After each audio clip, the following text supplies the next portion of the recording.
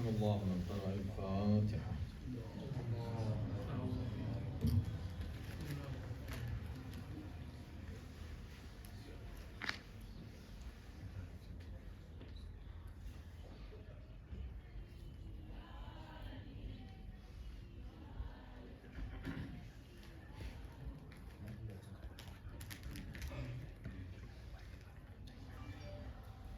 أعوذ بالله السميع العليم من الشيطان اللعين الرجيم. بسم الله الرحمن الرحيم.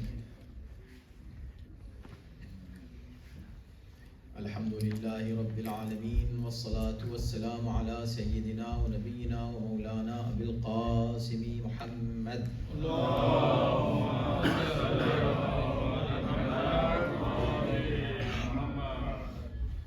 وآله الطيبين الطاهرين المعصومين المظلومين، واللعنة الدائمة على أعدائهم أجمعين من الآن إلى يوم الدين. أما بعد، فقد قال الله في كتابه الكريم: بسم الله الرحمن الرحيم.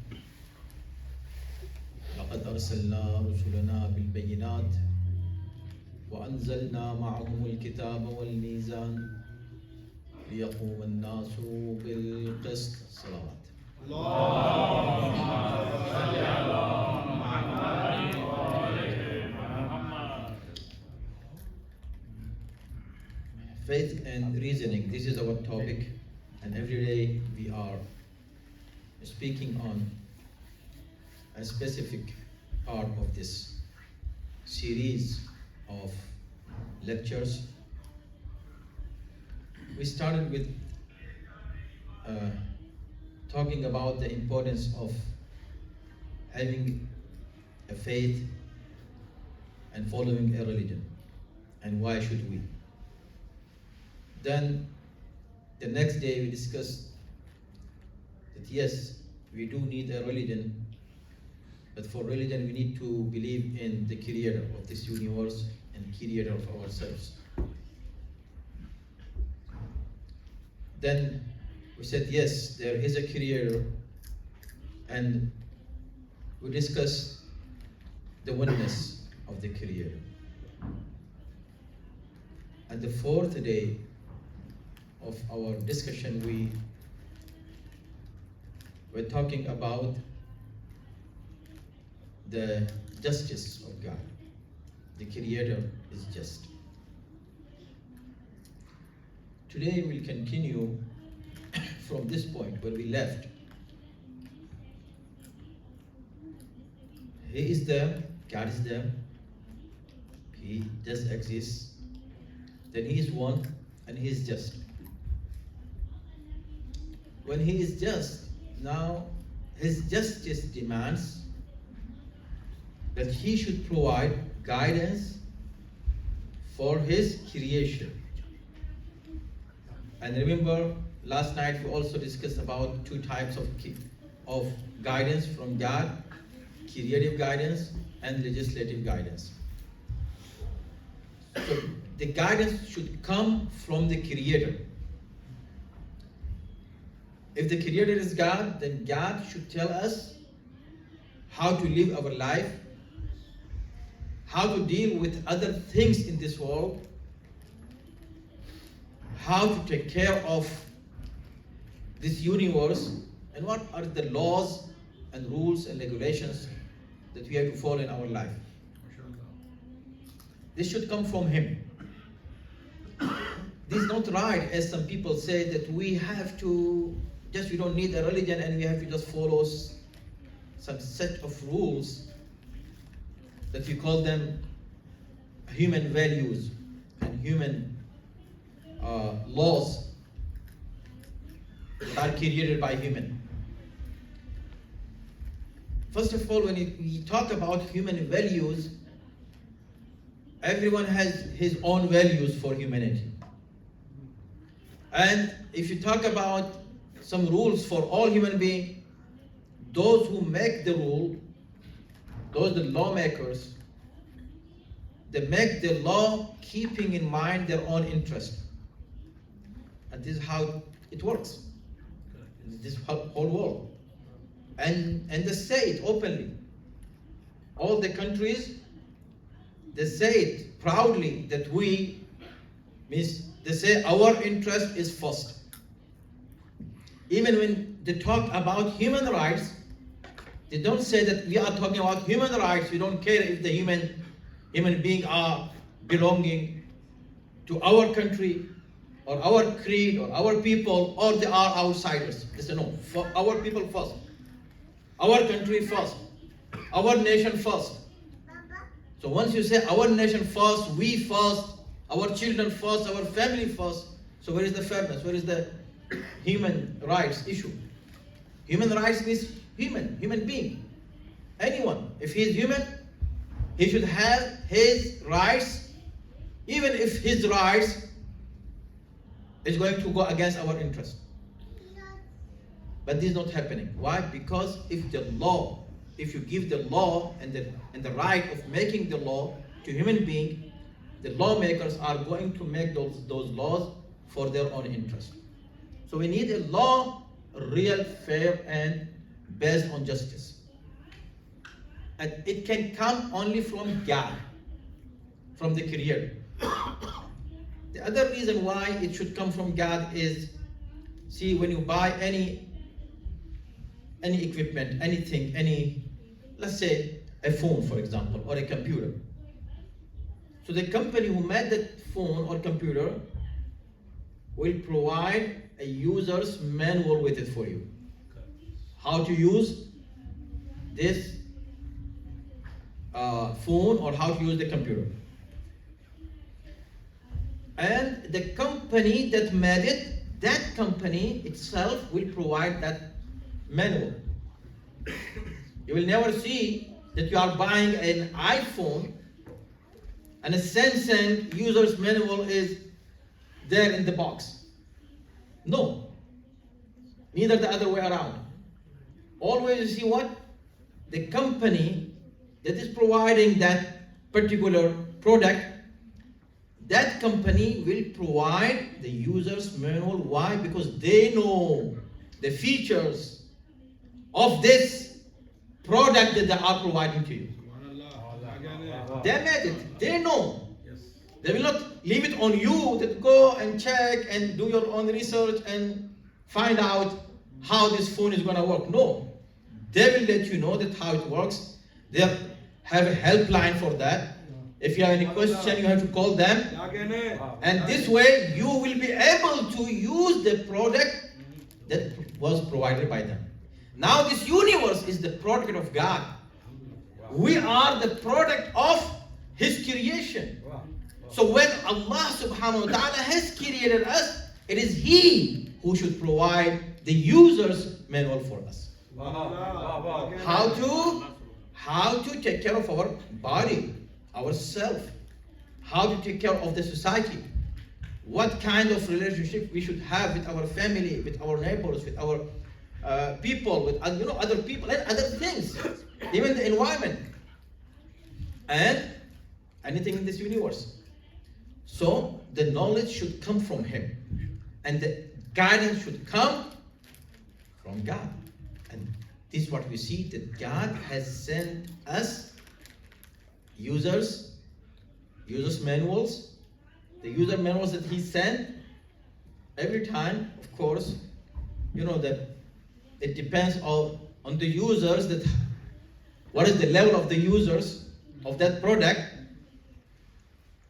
The same level, the book was sent by God. So God sent Torah. God sent Injil, we call it, today they call it Bible. Zabur, Psalms of David. These 4 books, these 3 books, and the 4th book was Quran. Quran is the book of God. Since we are talking, based on logic and reasoning, so here we have to stop a little bit and see that, okay, this is true, that the book should come from Him, mentioning all the laws and rules for our life, from birth to death. How to live our life, it should be mentioned in that book that should be provided by the one who created us and created this universe. This is, yeah, it makes sense. But who is going to bring that book? How God is going to provide that book? Through his messengers, through the prophets. Now, if through the prophets, who the prophet will be? Is the prophet going to be an angel? An angel cannot guide us. An angel, if it is a different species, he will not be able to guide us human beings. So the guide and the role model should be a human being like us. And that human being should not be from us, it should be from the company, right? Yes, mashallah. So God has to send us that. The one who created this universe, he should send that human being.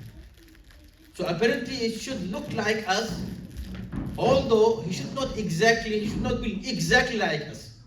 Because if he is exactly like us, so we do errors, we do mistakes, he's going to do mistakes too.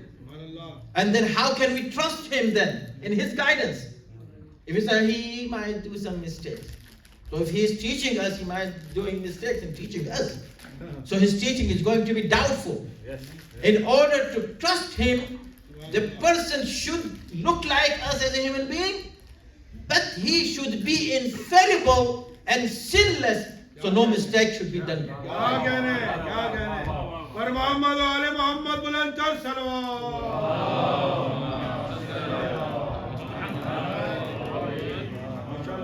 This is what we're talking, logically.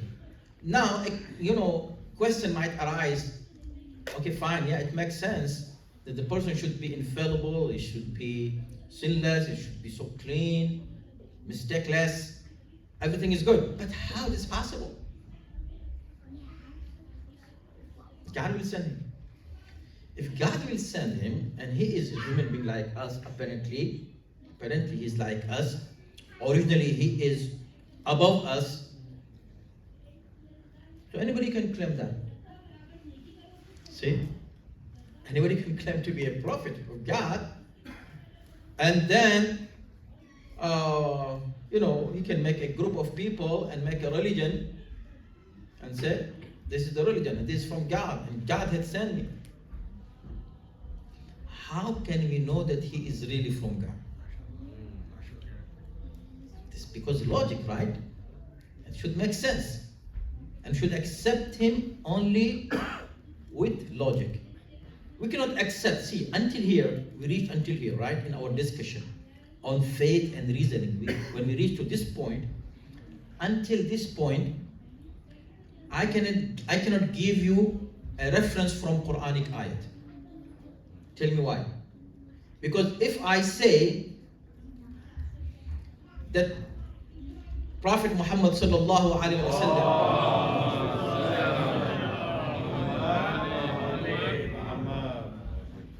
is the prophet of God, and he is the last prophet, you will say how? I will say because it is written in Quran. You will say Quran, a book presented by him, himself. So how can you give us a reference from his book? It's going to be a kind of a circular argument, right? So how can you prove that he was really a prophet of God? How you prove that Moses was really a prophet of God? Jesus was a prophet of all those prophets were truly prophet of God. Without that, how can we accept it? Even me, myself. When we claim to follow only logic and reasoning, then how can you prove that he was a prophet? I cannot say I heard it in Sunday school, or my teacher told me, or my parents told me that he is a prophet. No. See, prophet of God as a guide for mankind should come from God himself. Yeah, we agree. But this person, and also this person should be infallible, we agree. ma'soom, right? Sinless. This person should be a prophet, and he should prove his prophethood in such a way that we accept him as a prophet from God, so nobody else can claim to be a prophet. How it is possible? Simple. Allah made it easy for us to recognize such a person that he is sending. How? Through a miracle. Many people don't believe in miracles. They say, we don't believe in miracles. They say it, but they do believe in miracles. Why? Because miracle doesn't want you to believe in it. Miracle by itself is something that make you believe in miracle. What does this mean? It means that miracle is something, in Arabic it's called mu'jiza, that nobody can. Something that nobody can do it. It's so supernatural, no human being can do it. And when no human being can do it, then who is doing it? That who is doing it? The answer is there. So miracle comes from God. And of course, the time, of course, we have a very short time to discuss, but let me finish here by saying that there is a difference between miracle, science, and logic. Don't get confused. Maybe people, if today, people who died 300 years ago, they come back to life today and they see those scientific advancements, they will be so much amazed and astonished. They will call everything as a miracle. They will see a plane flying. So what? People are sitting in here? Yes, you also can sit. How? Really? Yes, it is. Oh, this is miracle. While it is not miracle, it is a science. What was miracle? The miracle, the carpet of Sulaiman alayhi salam. That was a miracle. You will say, how? See, the difference is that the science has a system. And science has to follow that system and that rules and laws of nature. If the science deviates from that path of nature, it will not show what you call it miracle. Right? It is something that you can do it. You can do it if you learn. You can make it. You can discover something after learning. The same thing about magic. People can do it after learning it. But miracle is something that goes against the natural laws. Against the carpet is carpet. It doesn't have equipments, no wiring, no programming, no nothing. It is just a regular carpet and it starts flying. And not in magical way. Why? Because magic anybody else can do it. That's why the magicians of Fir'aun, as soon as they saw the miracle of Musa alayhi salam, immediately they placed their forehead in sajda for Allah subhanahu wa ta'ala. Why? Because they knew the difference between miracle and the magic. But Fir'aun and his people, they did not believe in him. Why? Because they did not, until then, knew the difference between miracle and they said, okay, this is also, is not miracle, it's magic. They call it magic. But those magicians who were really very expert magicians, they accepted the truth and said, no, this is not magic, because magic cannot be like this.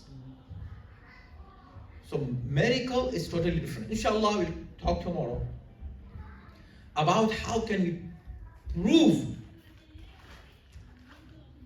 that Rasulullah sallallahu alaihi wasallam, our prophet, is a prophet. Or Moses and Isa and Jesus, how they are prophet today. How can we prove it today? What are their miracles? Not history. Don't tell me all these written in the book. No, I want to see the miracle now here. Tomorrow I will show you miracle MashaAllah. in this hall, okay? MashaAllah. Don't get scared, but I will show you. MashaAllah. Salawat Muhammad.